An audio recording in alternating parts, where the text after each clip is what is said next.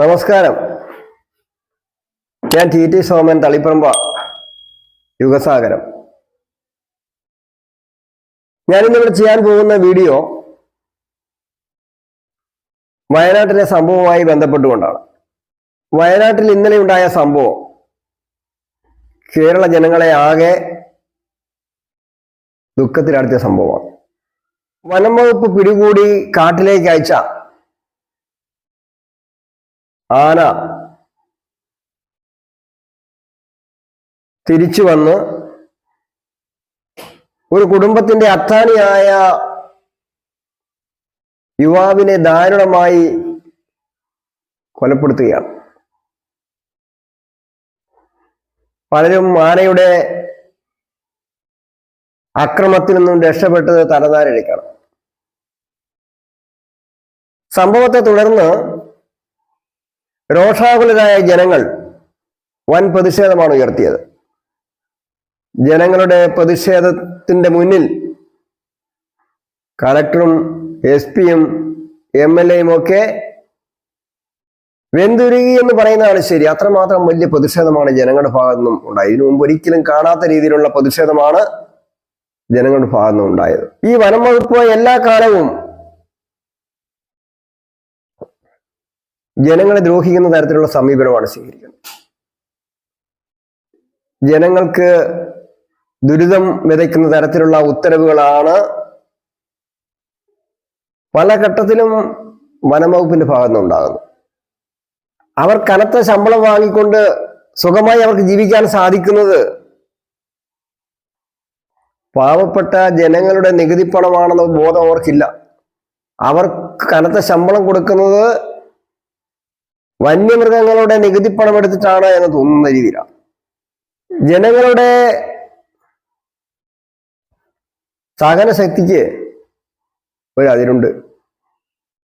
ഒരു പരിധി കഴിഞ്ഞാൽ ജനരോഷം നിയന്ത്രിക്കാൻ കഴിയാത്തവണ്ണം അണപൊട്ടി ഒഴുകും. ഇനിയും ഇത്തരം സംഭവങ്ങൾ ഉണ്ടായാൽ ജനങ്ങളുടെ രോഷം ഒരു കൊടുങ്കാറ്റായി മാറി എന്ന് വരാം. ഇപ്പോൾ ഈ ആനയെ മയക്ക് വെടിവെച്ച് കാട്ടിലേക്ക് തുറന്നു വിടും പോലും. അതുകൊണ്ട് എന്ത് കാര്യമാണ്?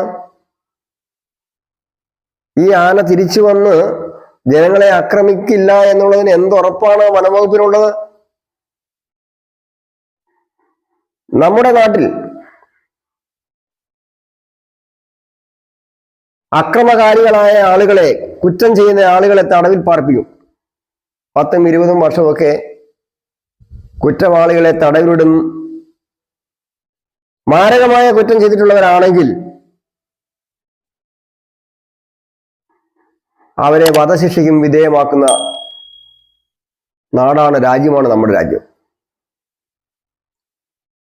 എന്തുകൊണ്ട് അക്രമകാരികളായ ആനയെയും കടുവയെയും പുലിയെയും പിടികൂടി തടവിൽ പാർപ്പിച്ചുകൂടാ?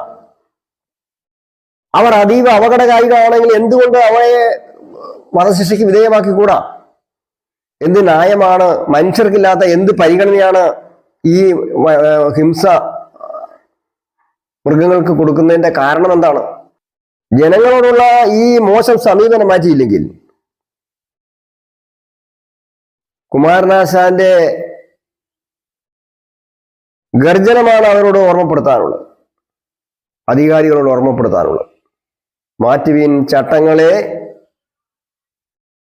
അല്ലെങ്കിൽ സ്വയം അത് മാറ്റുമീക്കളി നിങ്ങളെ താൻ എന്നാണ് ആശാൻ ഗർജിച്ചത്. ഇത് ജനാധിപത്യ രാജ്യമാണ്, ജനാധിപത്യ സംവിധാനമാണ്. ജനാധിപത്യ സംവിധാനത്തിൽ ജനങ്ങളുടെ അഭിപ്രായത്തിന്, ജനങ്ങളുടെ ജീവനും സ്വത്തിനുമാണ് പ്രാധാന്യം. ആ പ്രാധാന്യം കണക്കിലെടുക്കാതെ കണ്ട് സ്വീകരിക്കുന്ന ഏതൊരു നിലപാടുകളും